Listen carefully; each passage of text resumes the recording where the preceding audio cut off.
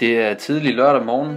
Klokken er 6:30, og jeg er taget til kysten ved en af mine favoritpladser i håb om at fange en eller flere havørreder i dag.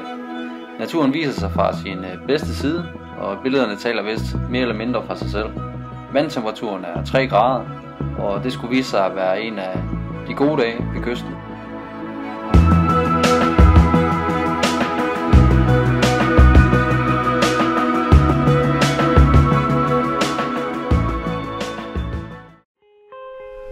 Jeg havde besluttet mig for at fiske med en af de her OLR-bobler.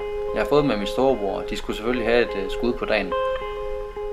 Det er en imitation af en tubis, og med fiskeriet i dag har de i hvert fald gjort sig fortjent til en fast plads i grejkassen til næste gang. Så er det sgu fisk.